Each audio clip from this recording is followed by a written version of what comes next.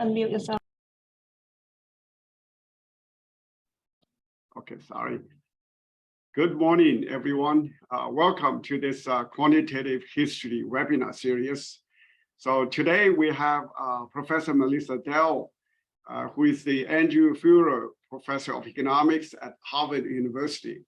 She is the 2020 recipient of the John Bates Clark Medal, awarded each year to an American economist under the age of 40, who is judged to have made the most significant contribution to economic thought and knowledge.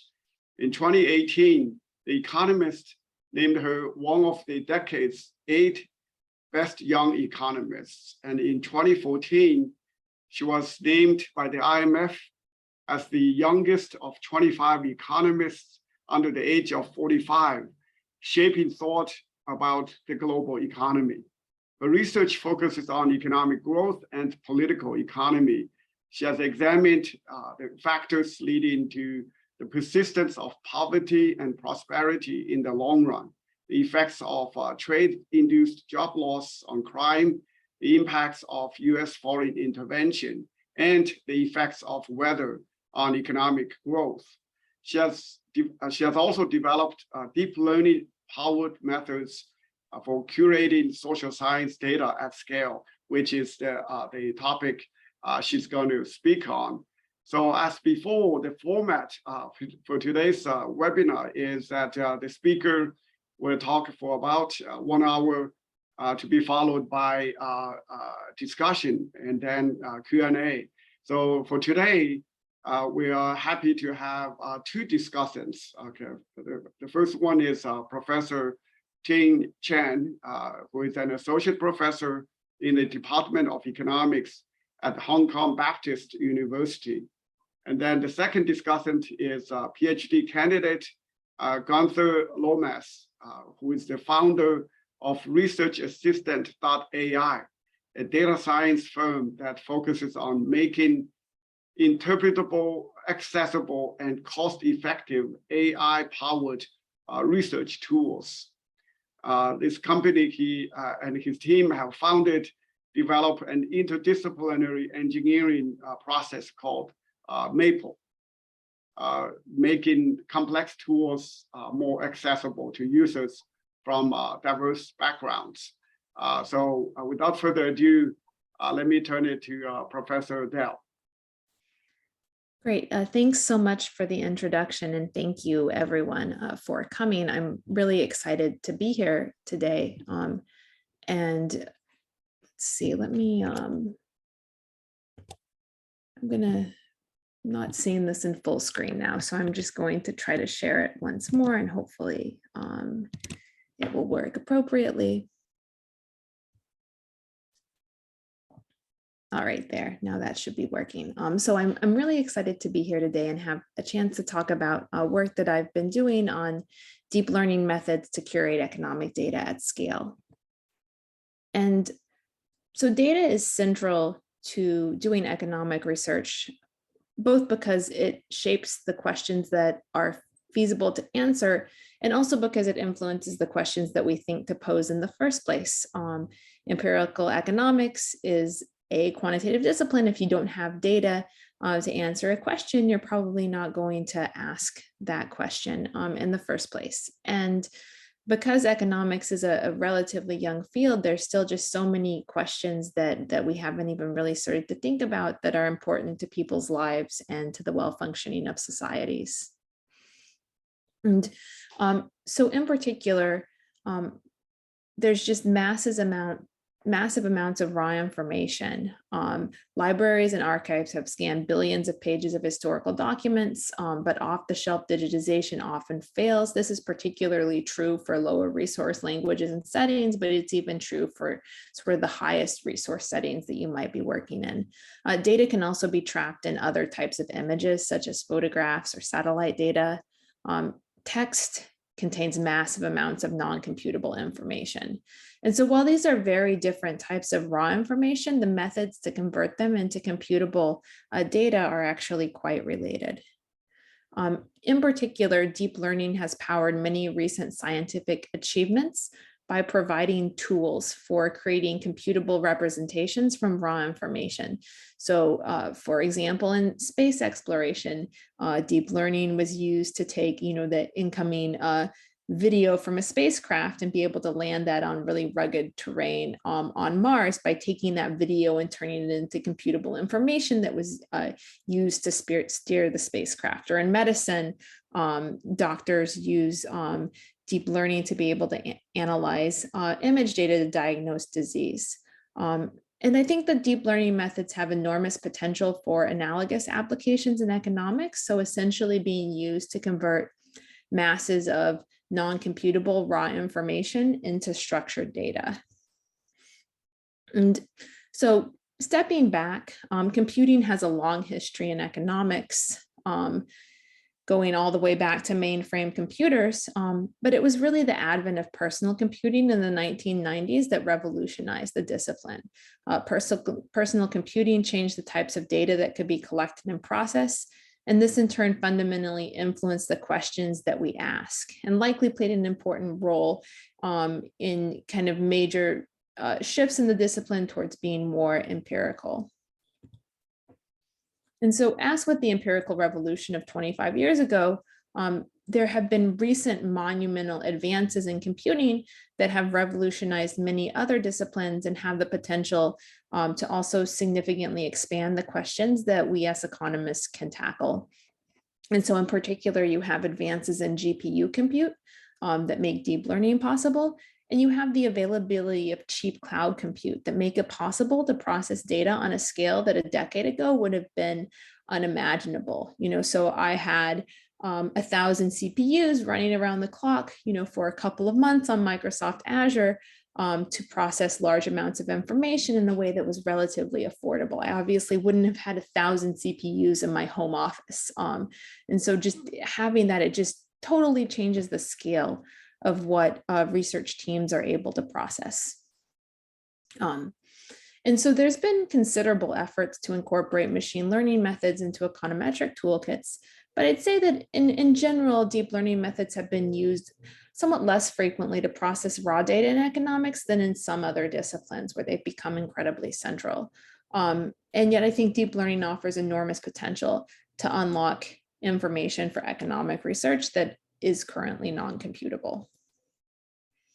And so my group has been working to develop deep learning methods for creating computable social science data with the aim of making computable digital data more representative of documentary history. And so obviously, we spend a lot of time, historians in particular, spend a lot of time thinking about the fact that people who leave behind documents aren't representative of people who existed in general. But when you move from, having documents to, is this document in a digital kind of computable format, that problem becomes significantly worse. And that the tools that we have to digitize documents and to make information from them quantitatively computable are very skewed towards high resource settings. And so our work in particular emphasizes lower resource contexts for which there are few incentives for the commercial development of technology.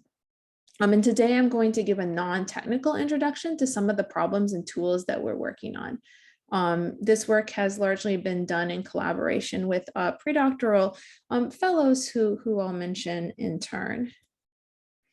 And so I'm going to start out by giving some motivating examples of questions of, and the sorts of contexts that we are working to apply these methods to. Then I'll briefly talk about why deep learning. Is there some other method that would work as well? And the answer to that, I think, is a strong no. And then I'll introduce an open source library called Layout Parser, where we've made some of the tools that we are working on kind of available to the general community. And then I'm going to speak a bit about our broader digitization agenda. What are we working on now? And what are some promising areas for the future? Okay, so the first motivating example is the potential of these tools to unlock data for studying long-run development. Many central questions in economics, such as misallocation, inequality, social mobility, require disaggregated data. And yet it's quite rare to have digital disaggregated data over long periods. And the data that do exist are overwhelmingly from a few kind of specific contexts. In particular, I have a longstanding interest in East Asia's spectacular growth performance in the 20th century, which is just enormously important. And given how enormously important it is, there's a lot less research on it than you might expect, given, say, the amount of research there have been for kind of some other context. And, I spent some time trying to understand this better with aggregate data, say data at like township, county level, and ultimately, just found that a bit unsatisfactory. Obviously, like there's lots of questions that you can answer with that kind of data, but for the questions that I wanted to look at, it just wasn't really, it didn't have the level of granularity that was needed. And so actually incredibly rich firm and individual level data do exist. And this is like particularly true for Japan, which just has this phenomenal sort of culture of data collection historically that just far outstrips, many other places in the world. And so the data is amazing, but working with it has significant challenges. And so there's over 16,000 characters that are used frequently in the firm level records that we would like to digitize. And we find that like it's incredibly difficult to get an accurate manual digitization. So you can have, students who specialize in Japanese history type it in and give a great deal of care to it. And you still see a character error rate of something like 20% because the characters are just, they're not used anymore. And there's so many of them, even historically, that just the human capital to kind of process this, let alone to process it at scale, doesn't, it's very rare. And plus the data are vast. We have hundreds of thousands of pages we'd like to digitize. Like the National Diet Library of Japan has scanned something like 5 billion open, public domain pages of historical documents. You're not going to digitize that by hand, even if you had the human capital. And so automated digitization is required, but ended up being, quite non-trivial. So this is an example of a publication from mid-20th century Japan that we would like to digitize, called the Teikoku Bank Records, and it contains various information about firms, their balance sheets, their board of directors, products, the locations of their branches, etc. And so the first thing that we need to do in order to be able to do this is to recognize the document layouts. There's different text regions on the page that contain different types of information. So there's the name of the company, its address. There's different variables and their values. And so in order to be able to recognize these different regions, we train what's called an object detection model called MassGAR-CNN to recognize document layouts. And MassGAR-CNN is a very kind of a general purpose model that's used in computer vision to detect objects and images. And like detecting objects is this huge area of research in deep learning for things like self-driving cars. Obviously, if you want a car to be able to drive itself, it needs to detect where objects are. But it applies not just to kind of natural images, but can be used for recognizing objects within documents. And so the different colors in these columns are the different types of objects that appear on, in this book.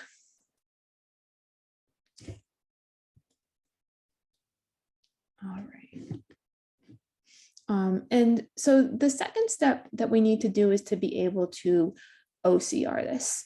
And existing OCR solutions do not give us anywhere near the required accuracy for our downstream analyses. So for example, one thing that we'd like to do is to be able to track individuals across different publications and across time, well, individual names oftentimes only have a few characters. If you get one of those wrong, you have a problem in terms of being able to track people. The existing solutions certainly don't work off the shelf. And there's also not a lot of options for fine-tuning it. There are some architectures that can be fine-tuned, but there's not much out there, and that's especially true for vertically oriented text. And so as we kind of delved into this and tried to figure out what would work better, what we realized is that the overwhelmingly predominant OCR architecture is just not well suited to digitizing historical Asian languages. And so OCR uses something called a sequence-to-sequence model. And in this model, learned vision embeddings are taken as inputs to a jointly learned language model. And the problem here is that it takes a huge amount of information, a huge amount of labeled data to jointly learn a vision in a language model or to tune a vision in a language model. And so just to give an example, Microsoft has an English-only transformer OCR model, and they trained it on 680 million text lines that they got from digital PDFs. Well, we don't have 680 million labeled text lines from historical Japanese, in large part because most stuff hasn't been digitized, because you can't digitize it because the OCR doesn't work. And so there's not the data to train this to the level of accuracy we want. And if we decided to train this on like modern Japanese Wikipedia, it's only going to have coverage for like a quarter of the characters that we want it to have coverage for. And so this just does not work well for this context. This is a problem that extends well beyond historical Japanese. People have shown that existing commercial solutions deteriorate significantly when extended beyond the Latin alphabet. We also looked extensively into the OCR market in Japan, and there was, nothing there that kind of outperformed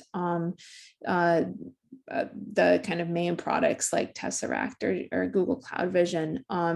More generally, OCR is just brittle on historical documents. And so in the sequence-to-sequence paradigm, the language model has been trained for a specific visual domain, which usually comes from like synthetically noised PDFs, essentially.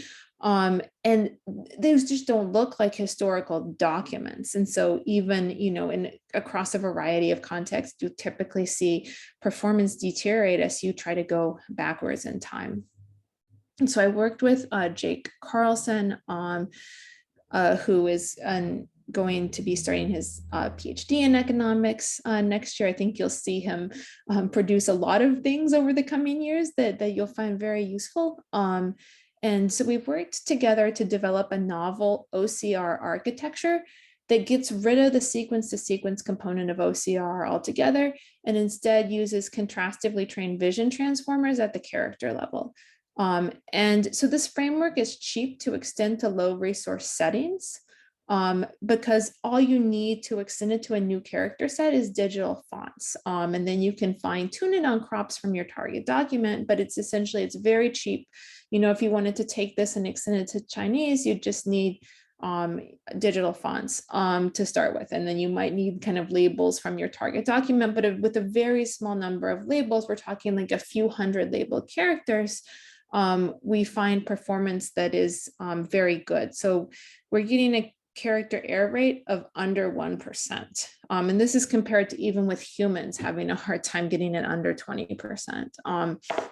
And so it's very accurate. It's also super fast.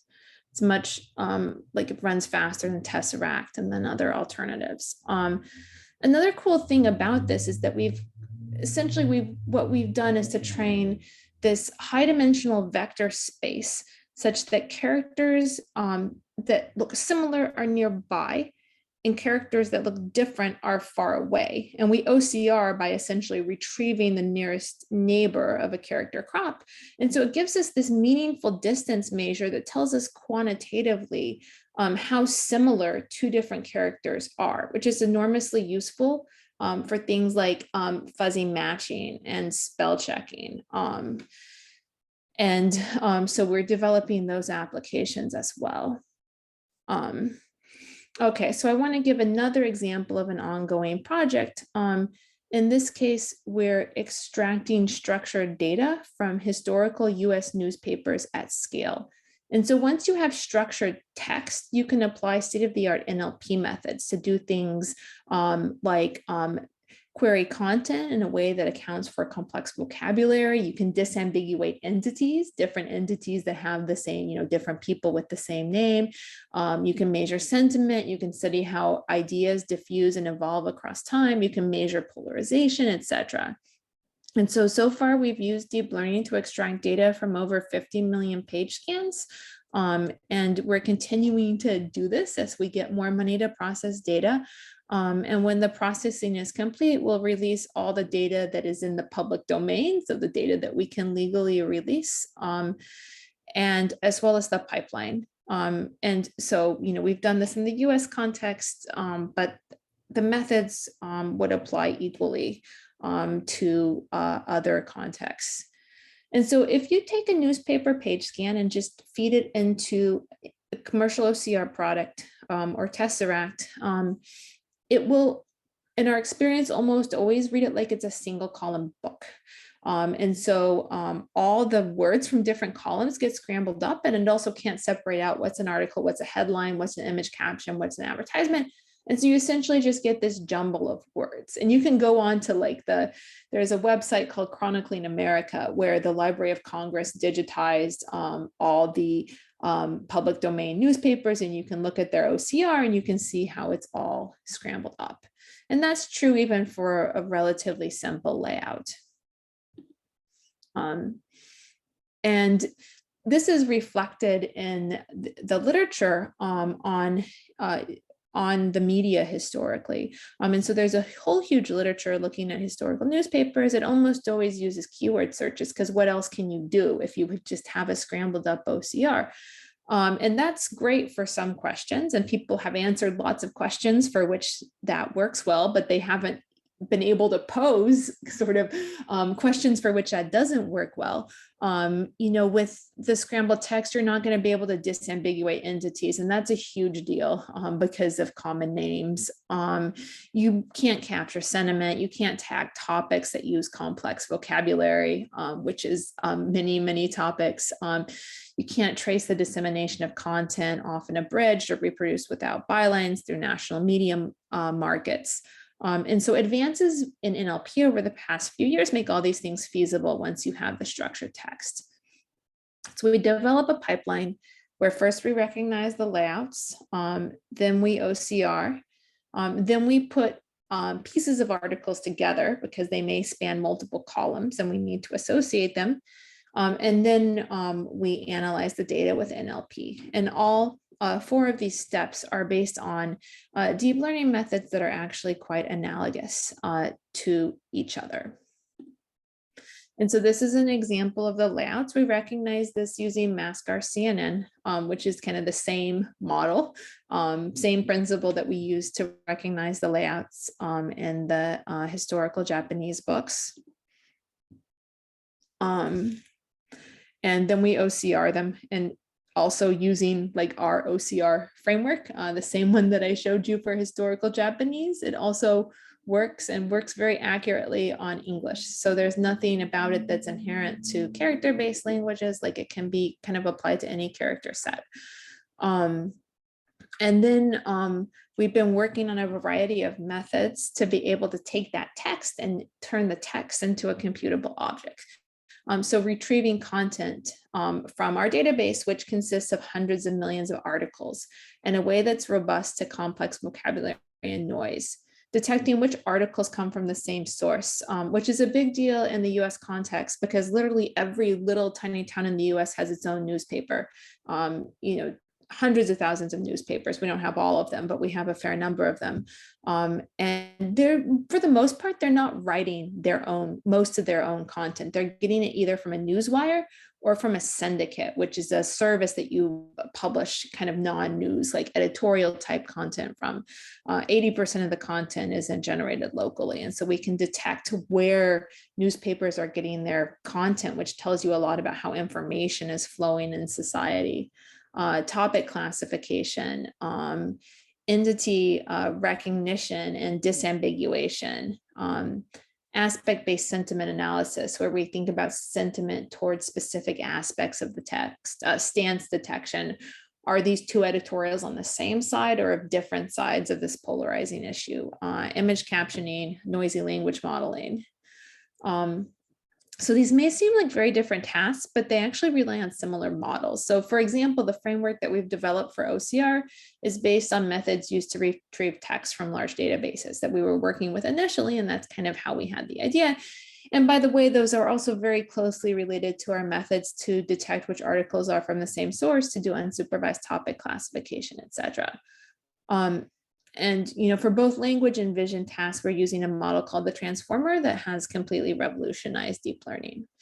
And so I think that this is important to keep in mind, because people oftentimes ask me, well, is it worth kind of investing in learning these methods? And the good thing to know is that they're very kind of general purpose. So if you invest in learning about methods, if you're using kind of the most modern methods, this would not have been true at all of methods developed 10 years ago. But for modern kind of deep learning, the methods used to process text and the methods used to process images are very closely related. So if you invest in learning about NLP using kind of modern transformer-based methods, you're going to be in a good position to be able to process document images. Okay, so I want to say a word about why deep learning. Generally speaking, there's two distinct approaches that you could use for automated data curation. You could write a set of instructions that tells the computer how to process the data by defining a set of rules. So if you wanted to digitize a table, you could tell kind of the computer to look for connected white space down the page, and that would indicate a column break. Or you can let the computer learn how to process the data from empirical examples by using deep learning. And so rule-based approaches have the advantage of being super easy to understand. Most of us are used to interacting with the computer via rule-based approaches, and they certainly have their place. But we've found that they often perform poorly on historical documents and NLP alike. And there's a massive literature in deep learning that documents that deep learning outperforms kind of rule-based features engineering by a wide margin. And so why is this the case? Well, complexity and noise are the enemy of rules, and economic documents tend to have a lot of complexity and a lot of noise. So you're trying to digitize a table and you're devising rules, but your scan was skewed or there was some noise from aging in the document, and then your rule doesn't hold, so you have to write an exception to that rule. But then lo and behold, there's an exception to the exception, and there's an exception to that exception, and you can kind of see where this goes, where you have an approach that is going to be very highly, even if it works, it's going to be super highly tailored to the specificities of exactly the document that you want to process. And it's not going to transfer to some other document that you might want to work with. And so rules tend to be very brittle, even if you can get them to work. And oftentimes at the end of the day, the performance is not that satisfactory, but you've put a ton of work into trying to engineer rules. And the world is just more complex than you think it is at first glance, as I'm sure anybody who has worked with kind of historical documents appreciates. And so what deep learning does is allow us to learn a robust mapping between the raw data and the desired output in a way that, if it's done well, can be used to accurately process new data that the model was not exposed to during training. So you can think of it as an incredibly powerful universal function approximator that has many millions of estimated parameters. And so you might be saying, well, I have a limited amount of data. How am I going to estimate a model with 300 million parameters, which is pretty typical kind of in deep learning. Like, our OCR model, I think, has something like 280 million parameters. And so, the trick here is that very rarely are you going to be training a deep learning model from scratch. Even if you had enough data to do that, you probably don't have access to the kind of very large amounts of compute that it would take to train a deep learning model from scratch, oftentimes in the realm of like potentially millions of dollars. And so kind of the workhorse models that underlie a lot of this, typically, they've been trained by, a huge tech firm, Google, Facebook, etc. Then you start with that model and you tune it to your specific context. So, I'll give an example, like in the context of the documents where we're recognizing layouts. And so MaskR-CNN has a backbone that's used to featureize the image. We've used backbones, one called ResNet, one called Swinty, which is a transformer-based backbone that's, SOTA more recently. And those are pre-trained on a data set called ImageNet that has 14 million natural images in it. And they're pre-trained to classify those images. And so something like 120 of the image classes are of dogs. And so this is essentially a model that's been trained to classify dogs and other types of objects and natural images, which don't look like our documents. But the model learns a lot about vision from being trained on those 14 million images. And then we just need to fine tune it on a pretty modest number of labels for it to figure out objects in a document, because it already understands in a general sense like what an object is from the pre-training. With a language model, you're starting with a pre-trained language model that a large tech firm spent millions of dollars pre-training on the entirety of everything they can scrape from the internet. And then you're tuning it to your specific context.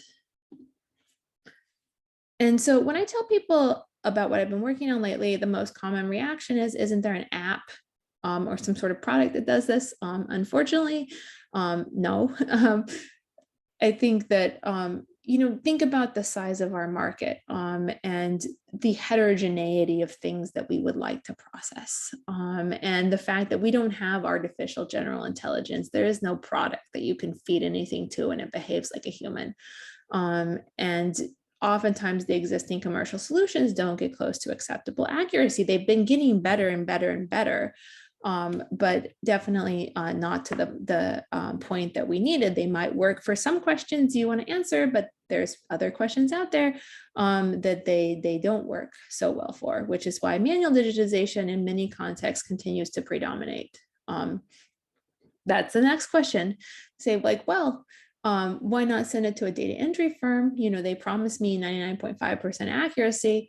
In my experience, the accuracy oftentimes has problems, and you can spend a lot of time fixing data entry. And I've certainly done that, and I've also keyed in lots and lots of data myself. But ultimately, I find it more interesting to spend my time thinking about deep learning, which is essentially an interesting optimization problem. And, economists, we love optimization problems, than I do like correcting data entry errors.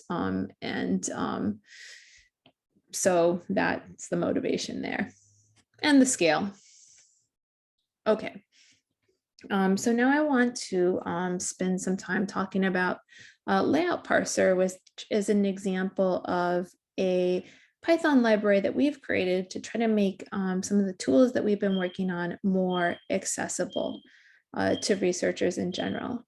And so I worked with pre-docs Zhijing Chen and Jake Carlson, and Zhijing in particular has been just, phenomenal and a real driver of being able to take the methods we develop and make them kind of open source. And we have other open source collaborators who have worked to integrate models and tools that we've worked on into an open source package. The aim of layout parser is to streamline the use of deep learning and document image analysis pipelines. It provides simple and intuitive interfaces for applying and customizing deep learning models for layout detection and other document processing tasks. And so essentially what document image analysis is you have a set of documents, and then you have some pipeline that's going to produce structured output, like a JSON file or a CSV that you can then use for whatever your downstream analysis goal is. And so prior to layout parser, there wasn't a full-fledged infrastructure for curating document image data sets and fine-tuning or retraining layout analysis models like the MaskR-CNN model that I mentioned earlier to detect document layouts. And relevant resources were in different repositories and used inconsistent backends and APIs. This had, a variety of problems. It was difficult to learn about how full pipelines were implemented. It reduced transparencies, led research teams to reinvent the wheel, and it makes DIA inaccessible for those with less well-developed technical backgrounds. So just to give an example, you might need to pre-process your data, and you find some repository in Java that can do that. And then you want to do layout detection. Well, then you're going to need to do that with PyTorch. And then character recognition, maybe you need to call Tesseract, use some C there. And then you need to post-process your data. And maybe you found something that was kind of sort of useful in MATLAB and you hacked around to see if you could get it to work. And then you need to store the output. And so you can see here, you need to know quite a lot about programming. And this is not going to be a very kind of intelligible to other people pipeline, even if you make it kind of as intelligible as it can possibly be. And so our goal with layout parser was to provide some tools that are simple and comprehensible, customizable, extensible, and open source, because we have a very limited amount of time and resources, and there's only, a limited amount that we can do, but by open sourcing things, we hope that the broader community will be able to contribute to something that's much greater than what any, single research team could produce. And so layout parser comes with an off-the-shelf toolkit for applying deep learning models for layout detection, character recognition, and other document image analysis tasks. A repository of pre-trained neural network models for off-the-shelf usage. Comprehensive tools for image data annotation and model tuning to support different levels of customization, and a deep learning model hub. And the library is implemented with simple Python APIs. So it's straightforward to install. And if you want to use it off the shelf, and you would do this if you have documents that look a lot like the documents that we have pre-trained models for, it just takes 3 lines of code. So you can see here, we process this document, which is just a page of our layout parser paper off the shelf with these 3 lines of code. And this is the output. And so let's take a closer look at this. So the first thing you need to do is specify the model configuration. And that consists of a training data set. So that's the empirical examples that the model was fed to learn how to recognize layouts. So this is PubLayNet, which is a public data set that's used to recognize layouts in PDFs. And then you need the model architecture. So in this case, we used MaskR-CNN, which is a really commonly used object detection model.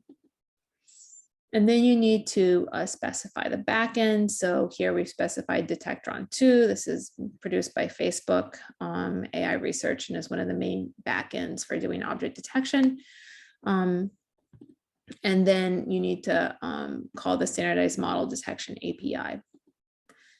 And so let's say that you want to make some changes. Now I've changed the model from MaskR-CNN to FasterR-CNN, which is a slightly different version of object detection model. And now I changed the data set from PubLayNet for recognizing PDFs to Primo Layout, which is for recognizing magazine layouts. I can also switch the backend. So now I've switched that to paddle detection. So we have a pre-trained model zoo.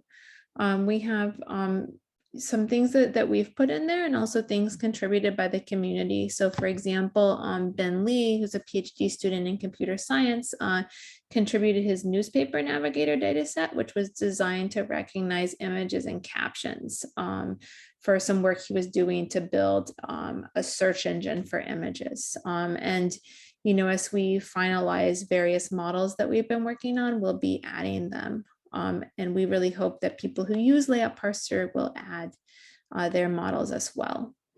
So you might be wondering, well, how do I determine whether or how layout parser can meet my own needs? And I think for this, it's important to ask several questions. So how different is the target data from the pre-trained models that are in layout parser? What are your accuracy and efficiency requirements? So those are going to be very different. If you're an undergraduate student producing a research paper for a course, you may not have access to much compute, and you may not have super high accuracy needs. And so that's going to suggest kind of a different accuracy efficiency trade-off than if you are a professor who's writing a paper for publication in a leading journal. And then finally, how much training data are available for your context? Object detection is a supervised problem. In order for the model to learn to recognize layouts, you have to feed it labeled examples of what layouts look like in your document. And so at one extreme, if your data are similar to our pre-trained model and you want something very efficient, you can just call the pre-trained model off the shelf with those 3 lines of code, and you might want to use the efficient detection backend, which may have some kind of accuracy implications, but it's going to run much better on a less powerful computer. On the other hand, suppose you're in a scenario, which is common to many researchers, that you want to process some idiosyncratic publication. It doesn't look like the publications in the pre-trained model zoo, and you need things to be very accurate, and you don't have any labeled data. Well, if you're in the scenario, you're going to need to create labeled data. And so layout parser comes with another open source tool developed by a different team of contributors called Label Studio. And we've kind of modified Label Studio with some additional changes to the interface that we found were particularly helpful for efficiently being able to annotate document layouts. You can use Label Studio for all sorts of things. You can use it for text annotation, for NLP and stuff too, but like the version of Label Studio with layout parser, we've modified it in some ways that we found useful for documents. I will say Label Studio it's an open source product, and it can sometimes be kind of finicky to install, especially if you have an M2 chip. It doesn't like that, but it will ultimately, it can be troubleshooted, and there's a lot of people that use it, so there's a good community. So if you need to annotate, it does have those startup costs, but it can be worth, potentially worth muscling through to then have a product that is pretty general purpose for labeling. And so a question I get all the time is like, well, how do I estimate how many labels I need? I don't want to go and plow a huge amount of time into this if I'm going to need so many labels that it's not feasible. And the good thing about annotation is I think you'd almost always want to do this in an iterative way. And so you have to make some upfront investments, like understanding what this model is, and how to install Label Studio and install layout parser. But in terms of the labeling itself, what I would always recommend is start by spending just an afternoon at most, labeling a small number of images. And then you can go and you can fine tune an existing model, find the thing that looks the most like the document you have to process, fine tune that model on just a modest number of labels. Maybe it's like 10 or 20 images. And probably that won't give you acceptable performance. And so there's an example of that here on the left. You can see it's not really doing that great. It misses the banner headline. It misses a table that's there. But then you can kind of use tools within Label Studio to correct the predictions, which is going to be a lot less work than labeling it from scratch, and spend another few hours doing that, correcting predictions. And then with those corrected predictions, go back and train the model some more, and it should be getting better.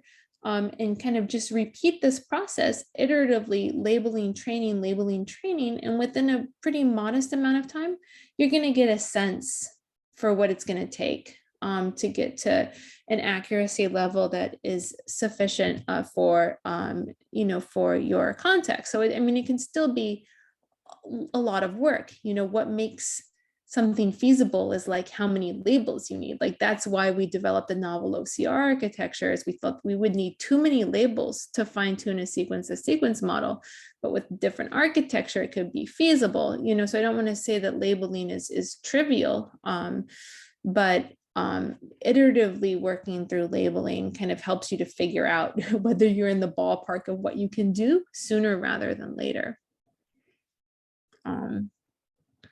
Okay, so Layout Parser builds a series of wrappers to existing OCR engines and provides a similar syntax for using them. So currently it supports Tesseract, which is open source, and Google Cloud Vision, which is paid, and will ultimately incorporate our custom OCR into it as well. And so this is how you call OCR. Here you see the output. Layout Parser supports exporting layout data into formats like JSON and CSV. And it also supports loading data sets from layout analysis specific formats like COCO and the page format. And it's built with an integrated API to display the layout information along with the original document. And so you can see here on the left, it's showing you the layout regions that it detects. And on the right, it's showing you the OCR, which appears in the place where it does on the original image. Ideally, people would share their models to expand the applicability of the pre-trained model zoo. And so we have, a website. You can check it out and learn more about it there if you're interested, or check it out on GitHub. And, for people who use it, we would love to have your contributions. Okay. Another thing that I've done is that, for me at least, the deep learning literature is just vast, and it moves very, very quickly, and it can be hard to know where to start. People in deep learning write way more papers than a typical economist writes that tend to be kind of shorter contributions. So it's just really vast. And so I created a knowledge base about using deep learning to curate economic data that covers topics in both computer vision and natural language processing. That you can find on my website. I try to just link lots and lots of useful resources because deep learning is such a hot topic that there's just so many resources online that if you're motivated, there's no reason you can't teach yourself to kind of really be at the frontier of it because there's just so many great resources out there. I did this in spring of 2021, and I'll do a complete update and add more topics later this year. Okay, so I want to spend the final few minutes talking about our broader digitization agenda, some of the stuff that we're working on now, and things that would be kind of interesting applications for the future. And so a broader motivation for me is that, it's well known that documentary history skews towards certain groups, certain high resource contexts, like, the people who left behind documents. But the digitization process significantly extenuates this trend. And Layout Parser is the first step in a broader agenda to make machine readable digital document history more representative of documentary history. And so the current dominant OCR paradigm, as I mentioned, is sequence to sequence, which suffers from severe domain shift and is difficult and can be delicate and costly to train. So I've worked with Jake to develop a novel character-based OCR using vision transformers, where we train a metric space where the same characters are nearby and different characters are further apart. And we OCR by using vision transformers to localize individual characters and then retrieve their nearest neighbor in this contrastively trained space. This framework is efficient to extend to low resource settings. So we achieve accuracy above 99% when trained on digital fonts and only hundreds of label crops on historical Japanese and on historical US newspapers. And we're planning to release the code in the paper within the next month. Mostly now we're just working on issues like, this runs really fast on my computer, but I don't know it's going to run fast on your computer because there's lots of different hardware out there, and things like that to try to make sure that it's like extensible to other people and not just to us. But this is something that is coming soon. Another really cool thing about this framework is that it gives us a meaningful quantitative measure of character visual similarity. And initial experiments show that this can improve spell checking. So we do that in the context of English, and significantly enhance fuzzy matching, which is particularly important for character-based languages. And so we're calculating homoglyphs, which are characters that look similar. So like in English, like a C and an O would be a homoglyph. And we're calculating these for all character sets that appear in Google Fonts. And once we've been able to kind of run all of that, which is a non-trivial investment in compute, we'll open source the data set and also open source a basic English spell checker. Okay, another area that we're working on at present is developing a series of methods, both digitize and do NLP on historical newspapers. And as we complete these, they will be open source. And so we are planning to release all the content in the public domain once we finish processing it. This is tens of millions of page scans. And so we have the pipeline, and it's kind of mostly an issue of having the money to run the pipeline on that large number of scans, but we'll be open sourcing that and open sourcing the pipeline so other people can take it and use it on whatever they want. And we're working on various NLP methods, entity disambiguation, article source class, detection, topic classification, sentiment analysis that may be useful for others seeking to create computable measures from text, which again, this is all essentially kind of work in progress that we're working on in parallel that we plan to open source over, the coming year. Okay. So I want to say a word now about kind of some interesting future directions, which aren't things that we've, really done much work on yet, but that seem intuitively very promising. And so object detection works really well when you provide the model with enough labels that are similar to your target documents. And we've found this, there's a huge literature that finds this in kind of other contexts where the deep learning literature has more used object detection, like to, tag cats in your Facebook photos or whatever. And so there's a huge literature that shows that object detection works pretty well if you give it labels. But it's a supervised problem. You have to give it labels. And like most supervised problem, it suffers from domain shift. If your domain changes, the model you trained before is going to need more labels to perform as well as you need it to. You can crowdsource labels, that has its own difficulties. And so say in general, like much of the focus of deep learning research over the past couple of years, the past year in particular, has been on self-supervision. And because I think there's a general sense that, okay, in the first decade of deep learning, we figured out pretty well how to do deep learning when we have lots of labels. So, but we're never going to get to like artificial general intelligence by having lots of labels, because there's like billions of different domains to which we like to apply deep learning. In a general sense, and we're never going to have that many labels. And so a lot of literature, which is very exciting, has been focused on self-supervision.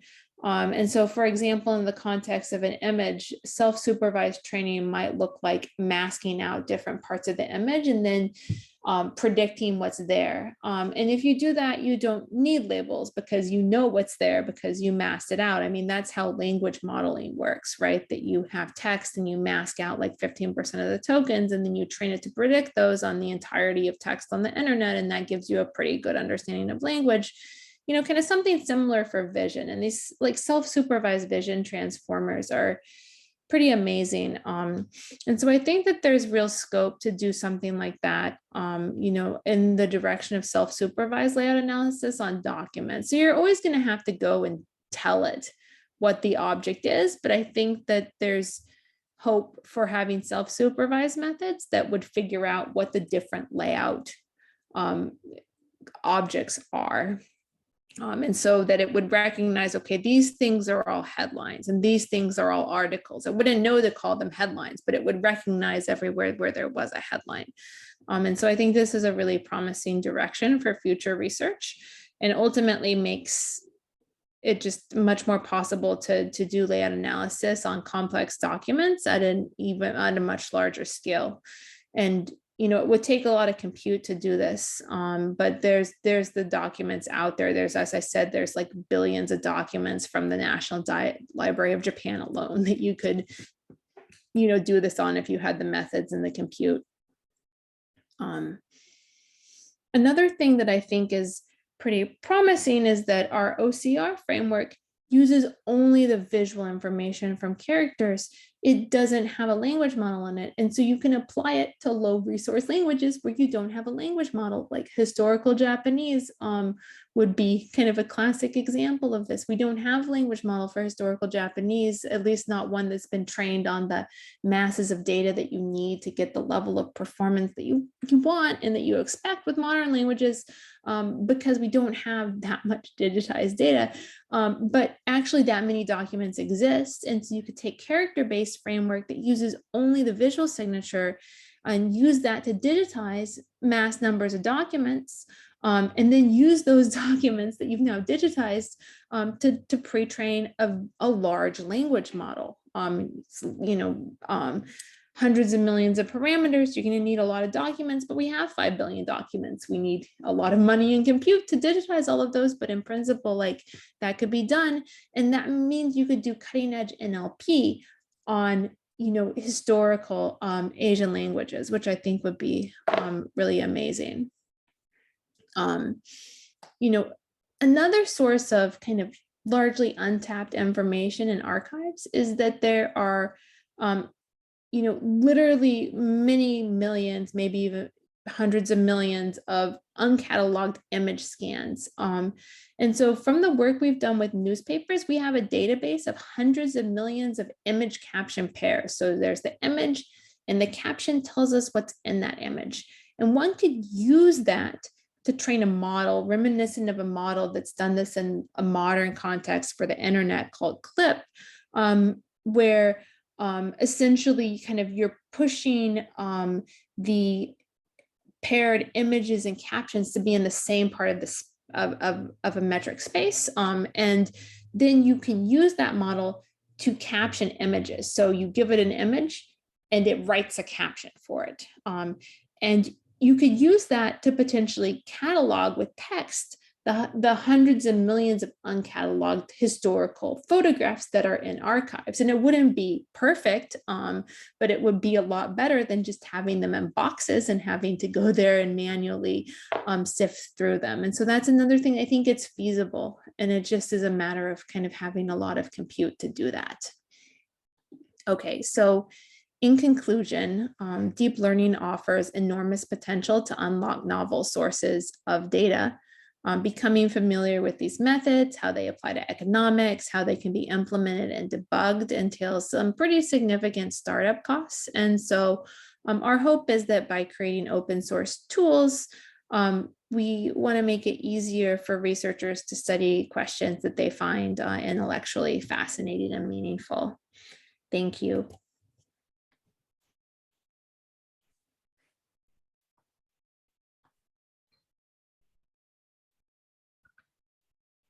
I thank you so much, Melissa. Very fascinating and important work. Well, now let's welcome our two discussants. One is Professor Ting Chen and Hong Kong Baptist University. Ting is a very experienced scholar in dealing with many Chinese historical materials and data construction. The other is Mr. Gunther Lomas from University of Toronto. So lady first, Ting, let's try to restrict our discussion within 10 minutes for each, okay? Okay, let me share my slides. I make a short slides. So, well, as a empirical economist, I also very interested in findings and digitizing all types of historical data. So once I learned there is this nice package called layout parser, so I tried it out on some Chinese text. I tried it out on 4 types of Chinese text, which are a huge data source in history, have been used, but the max digitization is still lagging. That including historical and modern counter-gazetteer and the Qing's officialdom catalog, which may be the only exceptions that someone's are trying to digitize, but manually. And also the custom data.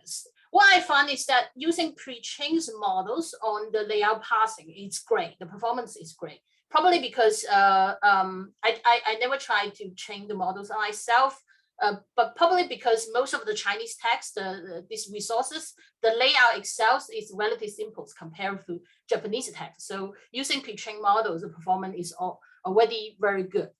But I also need to mention some hurdles that I met when I'm using the package. We can see this as a wish list to Professor Dell for the future update. The first thing is that we find some software and hardware difficulties, like installing the Detectrons tool on Windows. It's really a pain in the ass. I mean the developers themselves, they provide many guidance, but there is a lot of debugging process. So it probably very hard for a student. So maybe making some more details instruction is needed in the future. And also the top CUDA, the Python's CUDA's modules requires NVIDIA's GPU, which are very specific on the hardware's requirements on the hardware. I think I'm really looking forward to the extensions of extending to the pedals detection frameworks, which I think, well, at least according to some CS people, it works easier on Windows. And I'm really looking for that. And particular to OCR, on the OCR part, which are the parts that I'm not satisfied on Chinese text using this package. Because both the Google Visions and TensorX engines perform relatively poorly on Chinese text. I have to mention, probably due to their data on Chinese, it's relatively small. And I think, again, extension to Pedal OCR developed by Baidu would be very helpful. I heard that their OCR's performance on Chinese text is excellent. And most important, is also free. And also maybe extensions to Baidu and Tencent OCR API, it could be also very helpful in the future. And another thing I want to mention about the text data in economic history, I share the same reasons. I have been teaching the course on textual analysis in the past few years, and I try to do that. But particular for econ history research, I find the following difficulties that need many of our inputs. The first thing is that many of the MLP infrastructures in contemporary language is lagging for historical language. For example, the labor data are very much hard to find and get, because I mean, to contemporary data, you can ask students to label them, but to historical data, it's pretty hard. You need expert to do that. And also domain-specific dictionary, I think there is logs on that, but they are not digitized yet. It will be very helpful if we can build up this infrastructure at the first place. And the second thing is that I think particularly to Chinese text compared to using English in MLP, the knowledge about the best practice and procedure for some downstream tasks, like doing the topic model sentiment analysis, it's relatively lagging for Chinese text. It's the same for contemporary Chinese text. For example, when we do the topics model, we find that the topic model actually performs better if we use a noun alone.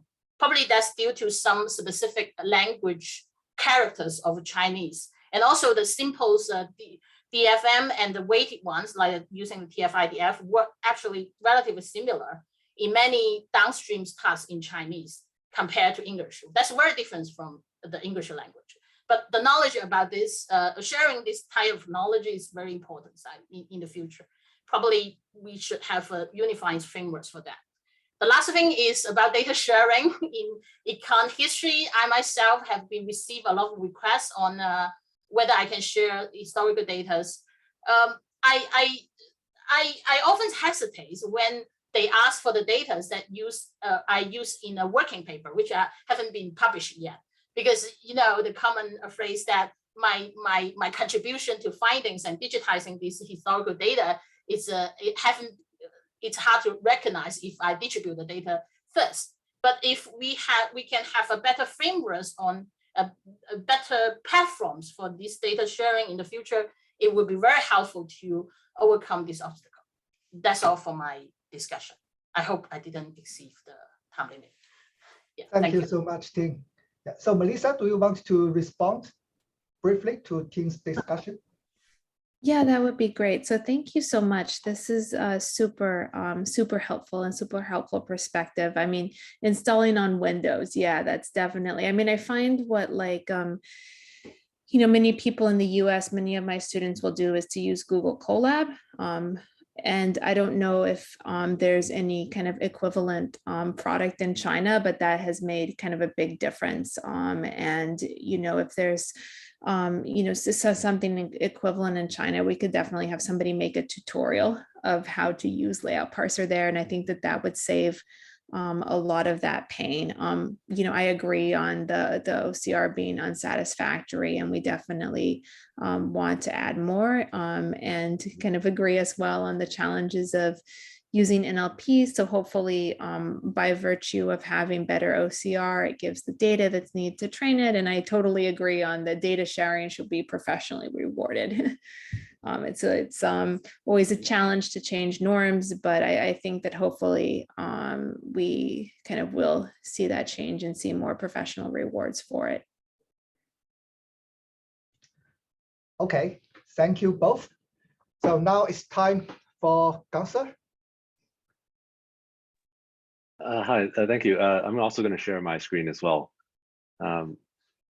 See if I can do this.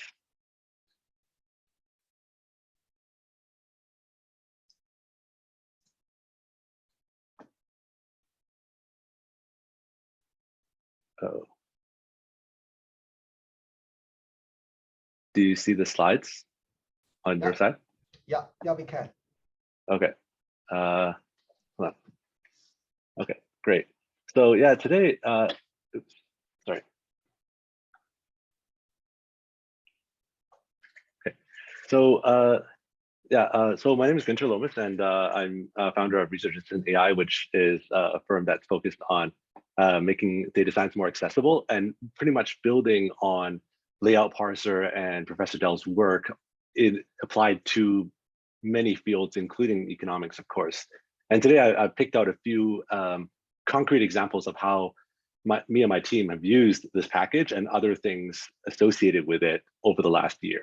So first of all, just a bit of background in terms of how this all started was that, as Professor Dell said, RA work was always done manually, right? And there was a lot of input of numbers and text into spreadsheets, and that was a huge pain.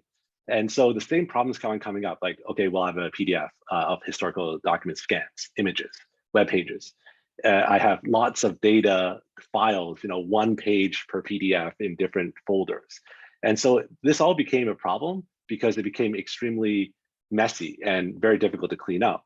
And so me and my team came up with kind of an approach first. We conceptually thought, well, this is going to be a huge barrier for doing research, because if you have all these things sitting in different folders, then you can't run a regression today. You're going to have to wait for 6 months before you can run your first regression to see what your X and your Y are.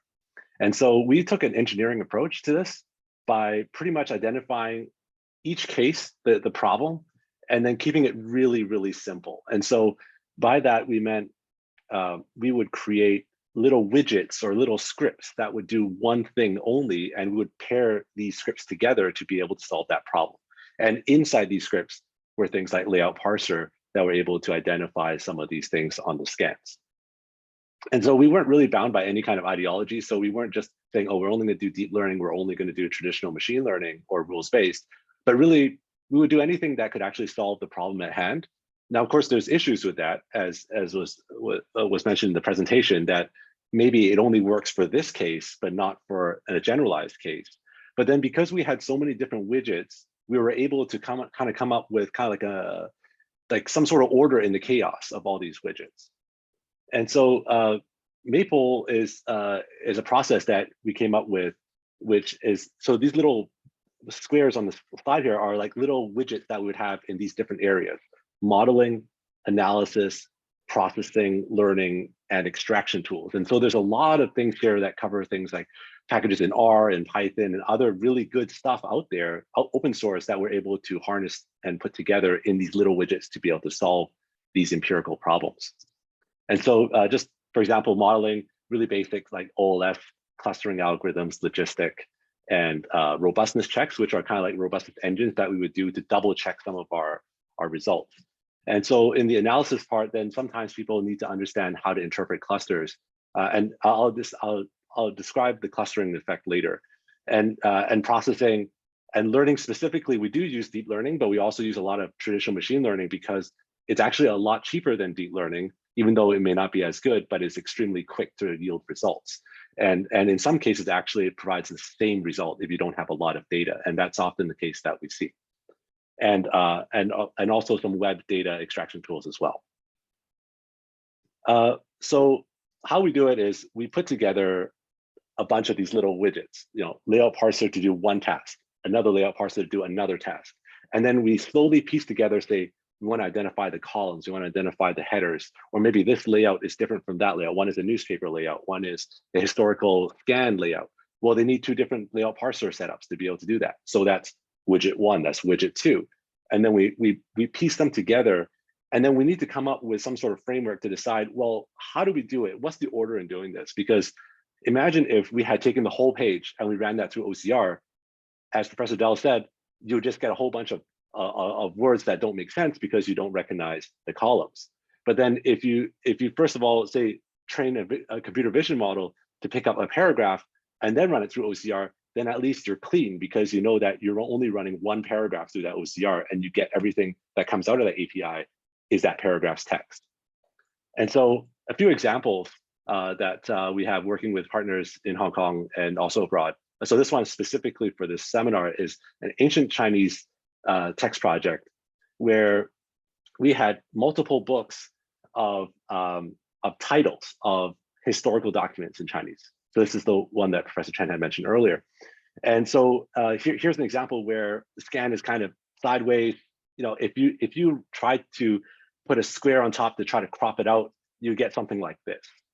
So you wouldn't be able to really get a very accurate crop on both sides.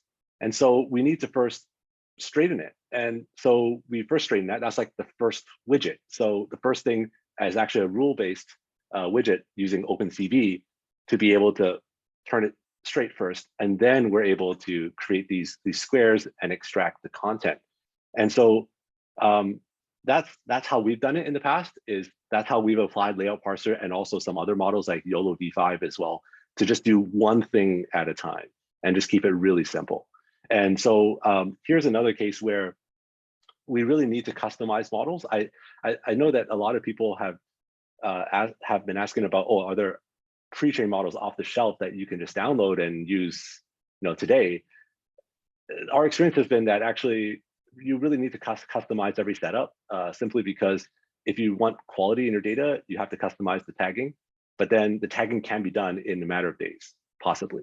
It can be done. In fact, actually, these models were actually tagged and trained and exported on exactly the same day. So, and so this is an example of a real life situation where we trained a YOLO V5 model which is also a deep learning computer vision model, but stock, no hyperparameter tuning, nothing, just stock. And we were able to pick out all the paragraphs in this scan. And those in the blue are the probabilities for those boxes. And so I think how I wanted to supplement this talk was also to say, well, what do we do after we pull out the text? I mean, the text is really only the OCR is only really the first step. And so after we pull out the text, we want to do something with it. We want to analyze it in some way. And so I remember seeing in some other talks about layout parser that they've been working on NER models. And so that's actually what we did here for this project. Was we had a bunch of students who were trained on the context of this project specifically. And they went through these different documents and they tagged up the characters one by one. Because they're historical documents, we cannot group the words together. They have to be one by one. And they painstakingly highlighted the different contextual elements of the sentence. And so we trained an NER model using deep learning, pretty much the same kind of structure as the computer vision models, but now applied to named entity recognition, so that we can get that context. And actually, it worked pretty well. So here's an example of we tried to tag things like dynasty, title, author, but without any punctuation at all. And yet the deep learning models were able to identify, oh, this is a title, this is an author, this is a dynasty, after around 1,000 tags. And actually it had very high accuracy rates. So we were looking at precision scores that were in the 90s for some of them. But of course, in some other cases, there were some that just didn't appear as often. And so we didn't really get some good fits on them. But this is an example of how we can use layout parser or other kinds of extraction tools to help downstream analysis in creating a tabular data set. And so I just really want to share this example with you where we had a human tag a sentence and they actually made a mistake. So they accidentally put something in a title when in fact it should actually be edition number. And so we ran it through the model and the model correctly predicted it. So here's also an example where after fitting the model, we can also use that to check up on our work and alert the user for manual inspection, just to see, hey, we see some discrepancies here, which one's correct? And we can rank those ones based on how big those discrepancies are. And this is, of course, using the power of deep learning to do that.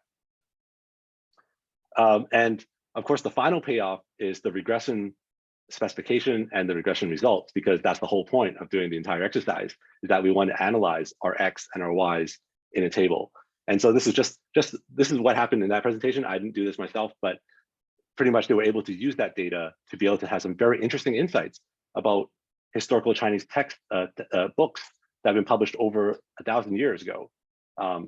Now, pretty much in one regression, which was not possible before deep learning. Just really briefly, I know I don't have much time, is I just wanted to also mention how important it is to customize the approach. That really, you can't have an off-the-shelf model, because if we look at this kind of text where you have a different setup now, it's vertical, it's right to left. Well, there's many ways to do this, but actually Professor Chen had mentioned that there were some difficulties in OCR for ancient Chinese. There's no off-the-shelf solution for that. So we came up actually with a hack. This is really just an engineering hack, no deep learning. So no deep learning, which means we can get the results on the same day because we're not training anything, we're not burning any money on compute. And so we just noticed that the same symbols are showing up on the page, on every page. So what if we trained a computer vision model to identify the columns and then so first the columns and then identify the characters. So then we would have a computer vision model that may not be able to identify which character it is, but can identify whether there's a character or not. And so just 1 or 0. And by doing that, we now have a pool of characters. And now, of course, how do we neatly organize it this way? We had built this example, but what we would do is we would cluster all of the little characters together using some clustering algorithms. And then we would try to see, well, which words look the same. So they cluster together. We don't know which word, what the character is, but we know that they cluster together. Then we do old school tagging, we bring it into our own tagging studio, or it could have been label studio or anything else. And we get someone who knows what they're doing to type in that character into the database. And so all of a sudden, we've now got a link between some unknown cluster 1, 2, 3, and the actual character that we need for this analysis. And so I just wanted to note that we did that using the centroids. So we would pull the most representative, the one right in the middle of the cluster, pull that crop out, and then get it tagged. And so say your corpus has 2,000 characters in it. Well, that's only 2,000 tags. You could do that in 2 days. So, or if you had people helping you out, you could do it on the same day. So again, this is really where we didn't use any deep learning to be able to manually extract and hack a solution. Of course, it may not be externally valid, but it gets the job done, and you're able to create your data set, your tabular data set. And so what we did was, earlier in this clustering example, there were 2 different clusters that were really close together, but they had different colors. One was green and one was yellow. Well, after manually tagging it, we realized they were actually the same one. So meaning that the centroids from the yellow and the centroids from the green could be clumped together into one. And that's actually what we did here. And so that's the final product, is that now we have character to crop. Again, why we need a customized model is because positioning also might matter. And that's something that there's usually no off-the-shelf solution for that too. So here's another example of where there's a spatial element, there's a diagram on the page, and we need to somehow create a nested panel data set from this data. And so what we have is 2 pages that actually are split across 2 pages. And there's this tree diagram that's spanning 2 pages. And so what we really need to be aware of is that there's that nested element in these words, and that will directly affect the tabular data set. And so again, what we need to do here is train a computer vision model to identify the positioning, identify the characters and their coordinates, and then have to run another widget, which is able to have a rule-based approach to identifying, okay, what's the nesting rules? And so what we do is we create a semi-generalized widget, which has something that's ready to go, but the rules are actually kind of like a variable in that widget that is deployed in our chain of in our pipeline. And then lastly, web data extraction has also been very popular. And actually, we've had some cases where historical data has already been digitized, but it's just placed online, and it was very easy. It was very difficult to extract for some of our partners, and so we were able to also do that. And just wanted to highlight just how much stuff you can do once the text data is actually digitized, that you can do top-end modeling, text classification, named entity recognition to get some sort of insight like this, which you can then use into any kind of regression downstream. And so you would get a tabular data set that would look like this with some probabilities and stuff, which then you could run into your linear regression. Closing remarks, I just want to say that the layout parser is a really good tool for packaging in solving specific problems, but we realized through practice that actually, if we had a microservices approach where we would have very small things doing one thing, we would have layout parser 10 times doing 10 different things. That would be much more effective and could deliver results a lot quicker and a lot cheaper than trying to fit one model that can detect a lot of stuff and spending a lot of time on it with the risk that it may not work out. So that was just our experience dealing with these kinds of applications. Now I do have to say that this is a very specific application. We were dealing with a lot of these textual documents that were very easily formatted, with the white background and all that. And so in the short term, that's what we want to do is help our partners do that. But then in the long term, actually, just a bit of a future research for us is we want to be able to optimize that pairing of widgets automatically using AI, so that you could drag and drop some of your historical data, and then you see the spinner on the screen, and then you download your spreadsheet. And so that's something that we're working towards as of now. And yeah, so that's all I have. Thank you, Gunther. Yeah, thank you so much, Gunther, for the detailed introduction. So Melissa, do you have any feedback to Gunther's introduction? Mostly I just wanted to say thank you so much. This was super interesting to learn about and to hear about how layout parser fits in, and it seems like a great product. Okay, great. So in the remaining 5 minutes, let's look through the questions from the audience. So for time limit, let me just pick up 1 or 2 questions for Melissa's consideration. So I would like to move to the 5th question from Gunther. Let me read the question. If my understanding is correct, sentiment analysis can only generate positive, neutral, or negative sentiment, not opinions toward some topic.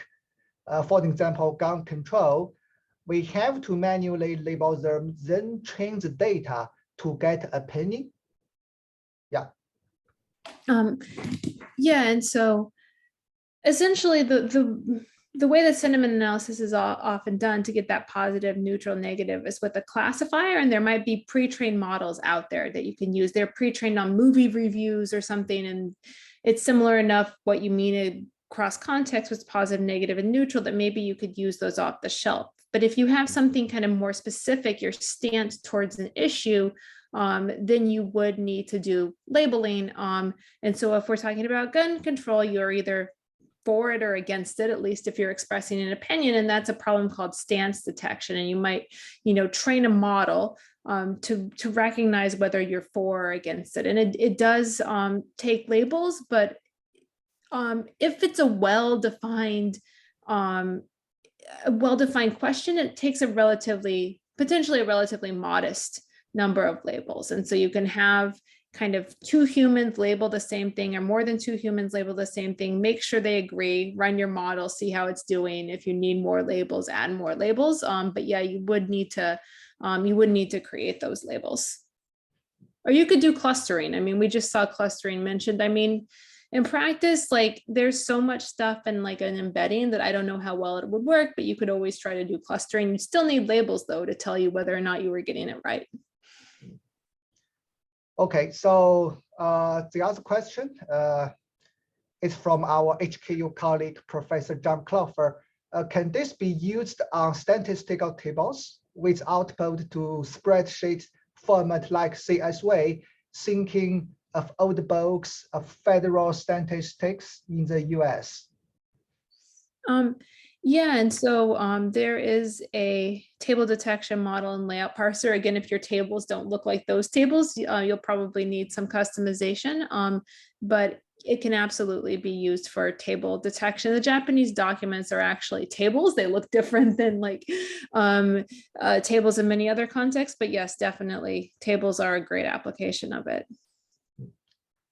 Okay, good. So for the remaining question, I think the answers will be available in the manuals or other web sources from Professor Dell. And of course, we will forward all of your questions to Professor Dell for her reference. And finally, we still have 2 minutes. So Professor Chen, do you have any comments? I just want to thank Melissa, and, Ting, and Gunther. Just also very quickly in response to a point raised by Ting, yeah, if our project proposal will be approved by the Hong Kong government, then we'll have a new center called Center for Quantitative History at the Hong Kong U. So if that happens, then we'll provide a platform that has available, tools for anyone to use, and also data sets that will be made available on a more, with professional services provided. I just want to add that. Yeah, thank you. Well, thank you. Thank you again, Professor Dell, for the very wonderful talk. And also thank you, Professor Chen Ting and Gunther Lomas for your excellent discussion. And thank you all the audience. Well, so finally, let me introduce our last webinar of this semester. It will be a Chinese talk. The speaker is Professor Frank Chen Shuo and the Fudan University Economics Department. Well, it's an interesting paper. Let me try to translate the title from the dignitaries to the rich, the social mobility analysis based on based on the famous painting in historical China. Okay, yeah, it's a very long time series study. Yeah, we look forward. Thank you again, Professor Dell. Bye. I know. Thank you. Thank you.